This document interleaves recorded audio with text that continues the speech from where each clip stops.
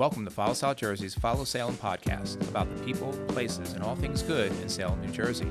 This week, we are talking about mental health and recovery with people from Gateway Wellness Center here in Salem. We were talking with Mental Health Director Ashley Todd, Peer Recovery Specialist and Program Coordinator Honesty Curry, and Site Coordinator Cassandra Oliva.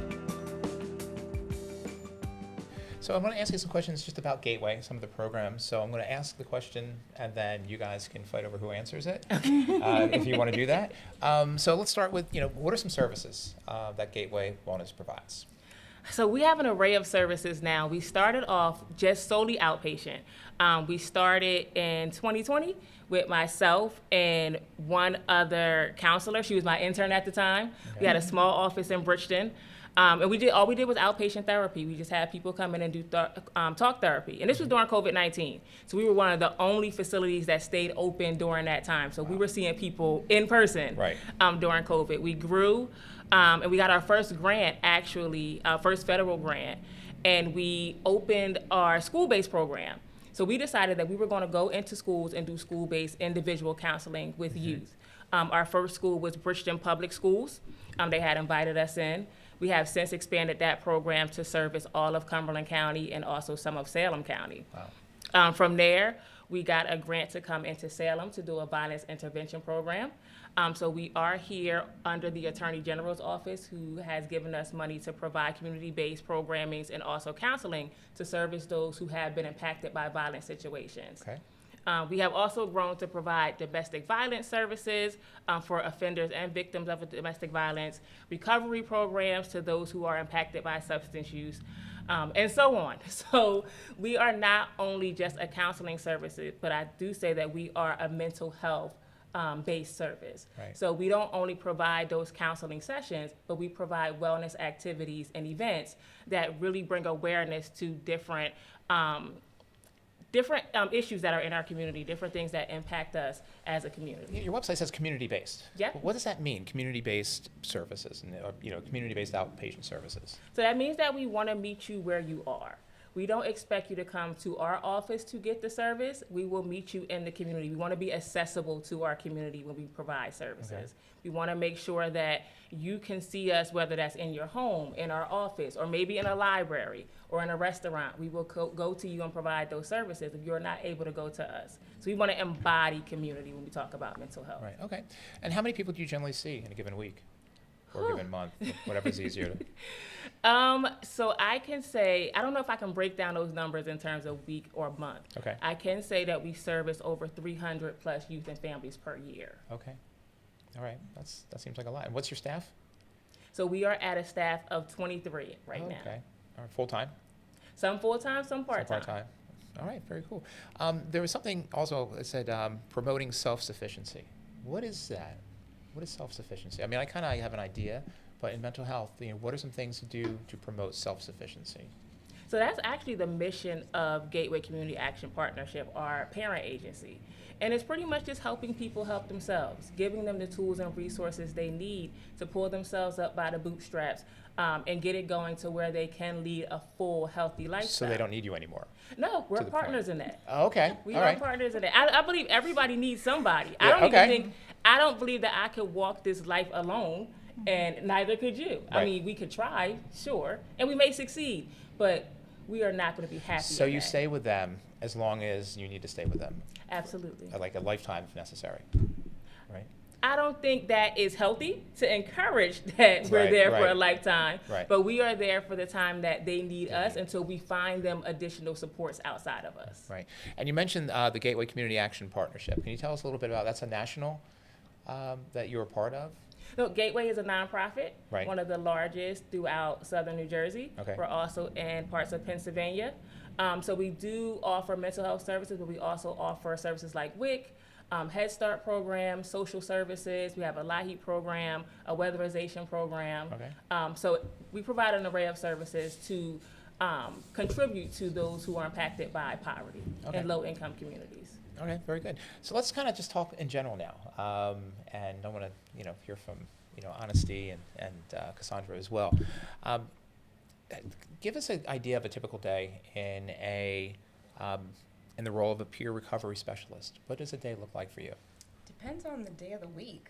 Let's pick a Tuesday. Oh, that's so good. That's so good. I'm off on Tuesday. Never mind, right? Yeah, no, we have group on Tuesdays, so that's awesome. Oh, perfect.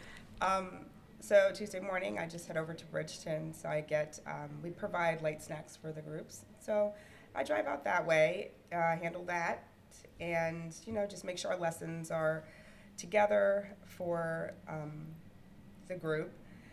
And we head over to where we hold group, which it used to be the DMV, so it's in Mannington. Mm-hmm. It's Center for Family Services allowed us to use their space to hold groups.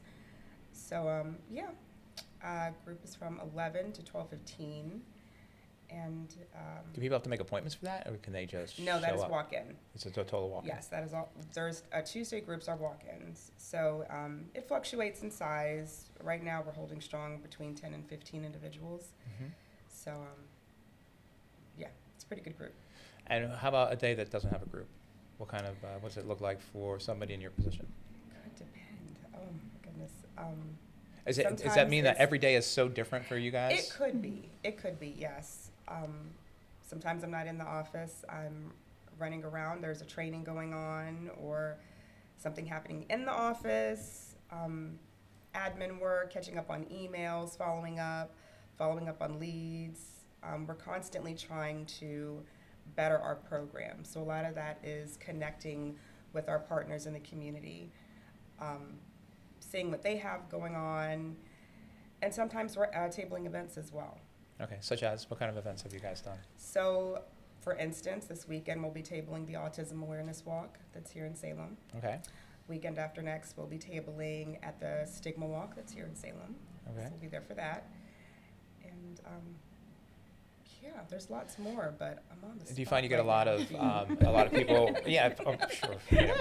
And tabling means that you set up a table. Yeah, table, get To information. make sure that we we talk to the community, engage. So. Right, very good. Cassandra, what's a day like? What is a site program very coordinator busy. anyway? What does a site coordinator Very do? busy. A site coordinator, make sure that the site that you're coordinating is running well, essentially, right? Okay, and what does that look like? Hard on your Like thought. basic, like, There's a lot, yeah. well, I mean, is it like a basic manager? It's a manager, yeah, it's a basic manager. Right. When it comes to the center, right? You want Right. to make sure that you're following procedures, that all of your client stuff is in order.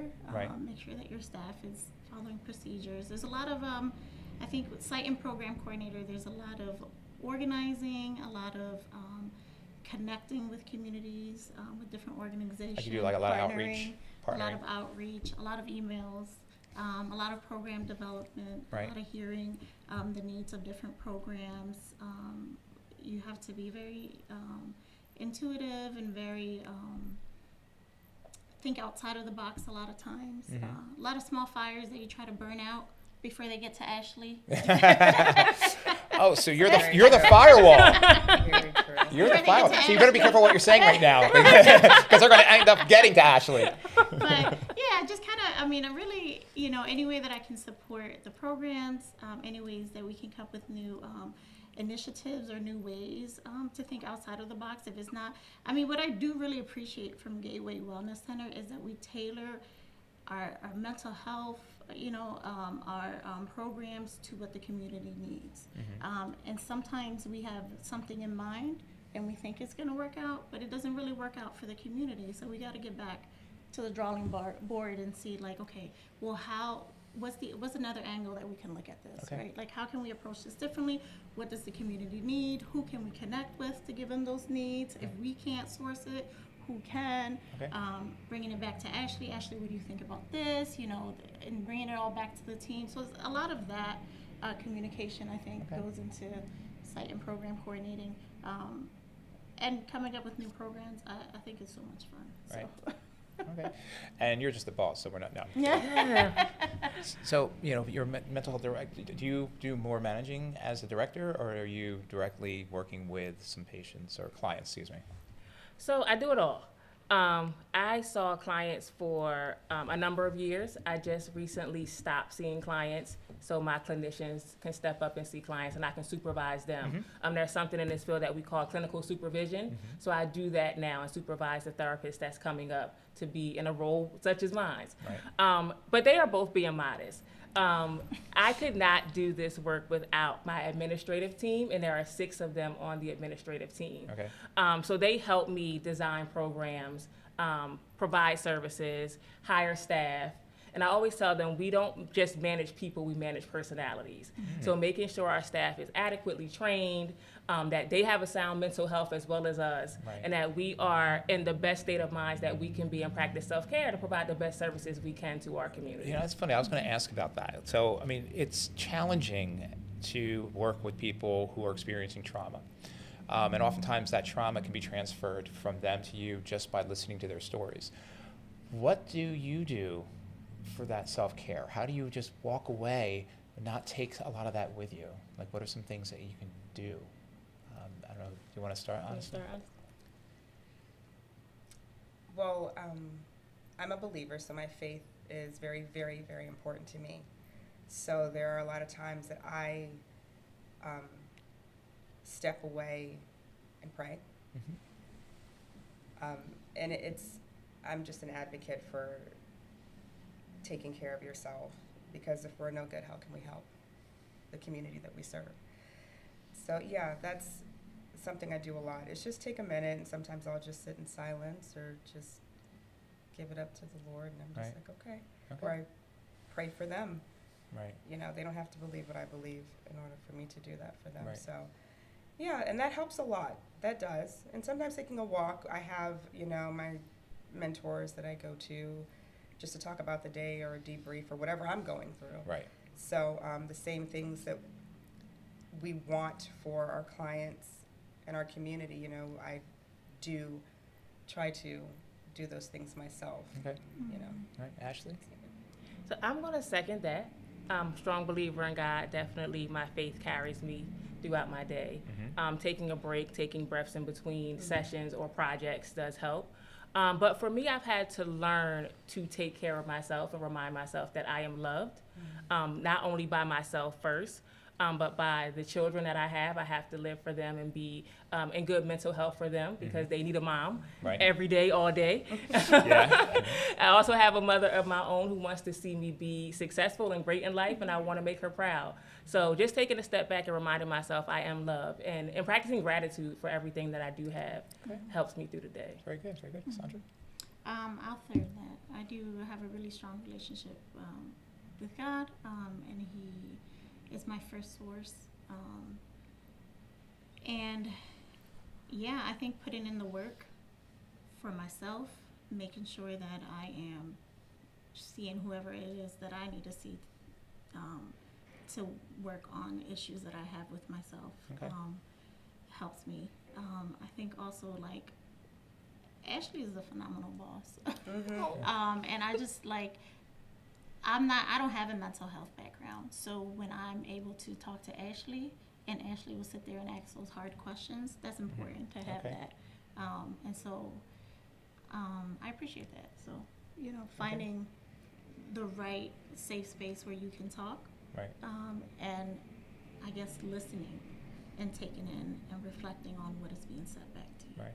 So, Well, it's nice. It sounds like you have something embedded in, you know, in the place as well, just to support that way, and knowing that you need that time. We you try know? to make that the culture within the wellness center. Right. Coming from different backgrounds with jobs, at some places it's hard to find a culture where you feel supported. So coming into Gateway Wellness Center, I wanted to make it a place where we all felt safe and Right. seen, Right. and heard. And I think that we promote that throughout the wellness It sounds center. like you're successful at that goal. Is there a crisis with mental health right now in our area or in America? Because you hear that all the time. We have a mental health crisis. You guys are on the front lines. Are you seeing, is that true? I think that is true within every era that we have dealt Interesting. with throughout society. I think right now, even with the present administration and the things that we have, the changes that we're seeing going on, we have seen an uptick in our office of clients coming in who are fearful of those changes and what Right. may happen to them and their families moving forward. Right. So that weighs heavy on someone's mental health if you don't know if you're even going to be in the place that you call home for much longer. Right. Right. Okay. Honestly, anything you want to add to that, or you? Could you ask the question again? That was Just great. about- No, I was listening to what So you're not Ashley listening said. at all. I am. She's not here. I am a Yeah, yeah. processor, and I was listening to what she said, and I was like, yeah. Yeah. No, just right. is there So, a crisis yeah. in mental health? Is there in especially in the South Jersey area? Do we have some issues? Is there? Being that I've been here just a little bit over a year, I would say yes, but I would say it's a nationwide thing. It's not just here. Okay. Yeah, Yeah. Okay. I'm trying to articulate what I was trying to No, that's say. okay. Yeah, we'll say yes. But definitely, all right. How do families play a part in either recovery or working with mental health? Are they, oftentimes supportive? Do you involve families? How does that work? Do you want me to specifically ask somebody? So I would say my field is addiction recovery. Right. Right? Substance use in that area. And yes, when someone is in addiction, it affects the entire family. So the struggle that I see is when someone comes in with that specific problem, they say, oh, I'm okay now, or well, not okay, but, I'm sober now, I'm getting help, I want my family back. And I'm like, well, you have to understand that they were in it with you. So as much time as you needed to recover and you still need for your journey, they're going to need that as well. So it's getting the individual to understand the damage that was done to the family, getting the family to understand what the individual was going through. That, I hope I'm answering your question. You are. Go ahead. Properly. Yeah. Okay. Yeah. Yeah, family is absolutely involved in it. And I think it doesn't take away the pain that has happened because of substance use. I think it's getting them to understand that it is an illness and getting the individual to understand that even though it is an illness, they're still hurt. Right. So coming to that understanding, then I guess healing can happen. So family is. So you guys also do family counseling? Yeah. Can you Right, tell- but I do want to elaborate. I'm Yeah, sorry. yeah, I no, just go ahead. wanted to say family looks different for everybody. Yeah. So I grew up in a single parent home. It was just me and my mom who were a family. My children have a 2-parent household. I have clients who don't have their biological mom Okay. or dad. But they're maybe in foster care or with another friend or family member. Right. There are some people that we see who just rely on their friends and call them family. Okay. So family could look different for everybody. So while we do try to include those closest to whoever we're serving, that Right. may not always be what we traditionally see as family. Not as blood right? relations. So we like to say that we want to involve their positive supports. The Okay. person in their life or people in their lives that they see as the people who will rally behind them when they need help, when they need a friend, when they need to call on somebody. Right. Okay. So then let's get then to family counseling. Tell us a little bit about that. How does that work? When do you come in and do family counseling?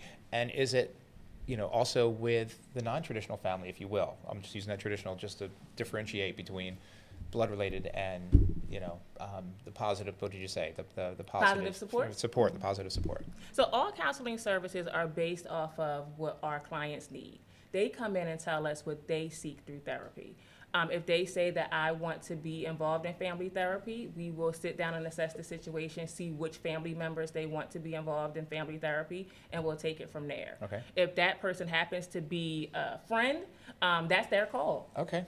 All right. So what does it look like a session of families? Give us a kind of basic scenario. So family sessions can be for pretty much anything. Let's just say a child is going through a depressive episode and feel like that is heavily reliant on what they experience within their home or within their family. We'll bring the entire family in for that. Okay. If there's a family issue where there is chaos in the home and they're just having arguments and they can't seem to get along, we'll bring the family in and we'll work on communication or boundaries or some healthy relationship stuff. Okay. So family therapy can look like anything, like I said, that they want to work on, Right. Based on the people that are involved in that situation. Okay. Do you ever have a family bring somebody, like, maybe who really doesn't want to be there, or is Absolutely. So how do you deal with that? How do you deal with that don't people want to be there? who don't want to confront their addiction or don't want to, or maybe are in denial or something, and then some people bring them there? How do you Again, it's deal with that? meeting them where they are initially, understanding that this is new, might be uncomfortable for you, and that's fine. But you have to build that rapport, right? So I came in and spoke to you because you made me feel comfortable when I came here. Okay. So when somebody comes into our office, we want to make them feel that same level of comfort, right? That's how you get somebody to open up. Just knowing that you have somebody sitting across from you that is non-judgmental, that is safe to tell all of your deepest, darkest secrets to, if you wish. Right. But won't be biased. Right. Yeah, if I can add to, Absolutely. I think, so I don't do counseling. Right. So I won't add on that part. But I do think that part of the reason why we do, or why it's so important that we're out into the community servicing family, is because they get to know who we are, right? And our care and our love for the community, and that we are a trusted source. I think that a lot of individuals have already their perspective or their mindset or what they were taught about mental health or seeking help, and just building that bridge and letting them know, hey, look, we are a safe source, and when you're ready, you can receive counseling or you can dig deeper in this issue. And I just wanted to share that because I see the importance of that connection that we make with the community, of them getting to know who we are first. Right. And that we care. And how about like the stigma of mental health that is in our society? People, would rather talk about, physical ailments than psychological or mental or even addiction. How do you deal with that? How do you in the community? How do you try to fight against that stigma? What are some things that you do? So for us, we bring awareness. We talk about the tough topics outside of our office. Where do you bring it? So we will bring it to a park. I have gone to Shout it from the places street like corner. the basketball court and talked about Okay. men's mental health, right? That's the purpose of us being community-based, Okay. to bring that awareness to those who would not come into our office. Okay. But I do think when we talk about stigma, I think that this present generation of youth, they're doing a very good job at using social media to get out awareness about mental health. They may not be using social media in the best way in terms of healing or getting the help for the symptoms, Right. but they're doing a good job at letting people know what resources are. And I see that in my own kids when they use their social media. Right. And some of the jargon that some of our youth use, I didn't even know when I was about 12, 13 years old. Right. So I do like that mental health is being talked about more throughout our society. More openly. Okay. More openly, right? I even, when I say about the demographics of people that come into our office, I used to see mostly women. Now I see a good number of men coming through our office. There are some agencies that only let people come through the back door. Because of things such as stigma. Okay. I do think that by us creating home-like environments, by our office being so vibrant, and by us providing an array of services, it allows people to come through the front door and not feel like they are being stigmatized when they come into a mental health facility.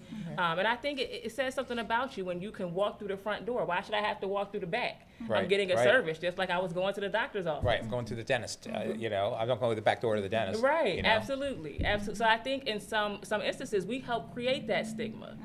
And also the program, if we run different programs, you don't know what you're going into the office for, right? There's so many resources that we have available that you can go in because you need a connection for something else, or because you want to sign up your kid for summer camp, right? Right. You sign up your kid for summer camp, but then you do talk about maybe seeing a therapist, right? Yeah. And just having that also, I think it's Okay.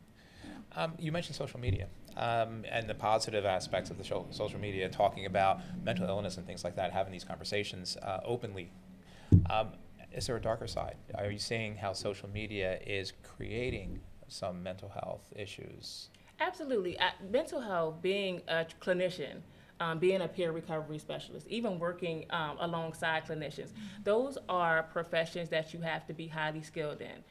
We didn't go to school for 4 to 8 years, right, just to spew out whatever we thought was a diagnosis, but we had to learn what those things were, what symptoms were, and interventions to help with those. I do think in some cases social media, everybody becomes a therapist, right? You can be on TikTok and you're listening to somebody who may be an influencer and they're telling you how to get over things like depression, anxiety, trauma, but not really trained or well-versed in that area. Right. That could be a slippery slope. Well, how about the influencer who's telling you should be A, B, and C when you're E, F, and G?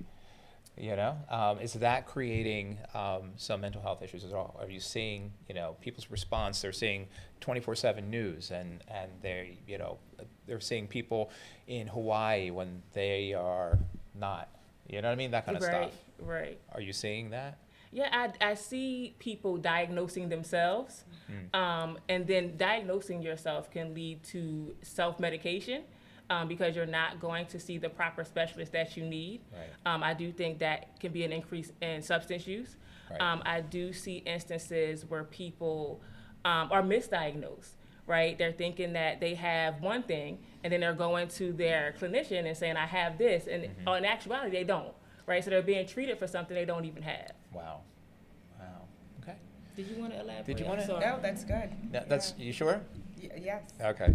Yeah, she nailed it. So what's some of the most rewarding things about what you do? What have you experienced most rewarding? I think in our program, or the Recovering Hope and Wellness program, I enjoy seeing the same faces come back to our groups.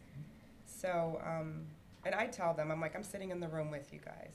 It's not just me, leading a lesson. I'm here with you, and just their feedback, how engaged they are, and it's just awesome, just to see them growing, to hear their check-ins and how things are. And every day isn't great, but the fact that they're so open and they feel so comfortable and safe, it's wonderful that we created that safe space for them, and that's why they keep coming back. Okay. Ashley, what's most rewarding for you in this field? I think in this field, it can feel like it's a thankless job, right? We feel like we do so much to try to help and make an impact, and at times we feel like we are not appreciated. It really makes my soul glow. For instance, I had a client I haven't seen in a number of years, maybe about 10 years. And we're trained as professionals that we cannot be social media friends with people who were past clients for a number of years. Right. So I was never friends on social media with this client, saw this client for a number of sessions, and they went on after the sessions were over. This client happened to find me on Facebook to write me what I would say a book about how grateful this client was and how I really helped, and then named X, Y, and Z how I helped. Right. So I think in situations like that, when you don't know that you made that big of a difference, and then it come back 2, 4, 6 years later that you actually helped this person and they're doing great in life and they're successful, right? That kind of impact is invaluable, right? It's priceless to know that you help somebody in that way. Right. Okay. Thank you, Cassandra. I think for me, it's a twofold for me.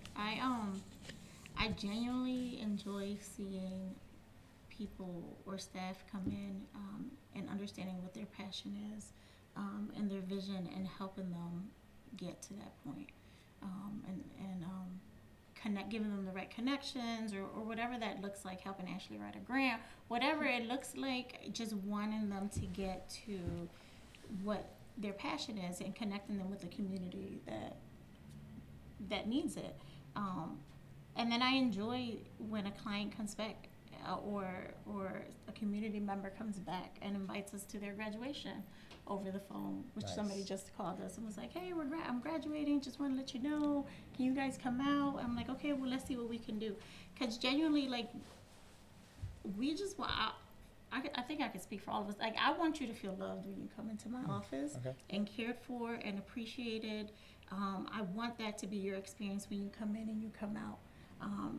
And throughout programming and different things like that. And I know you'll never be able to please everybody, but when you hear feedback,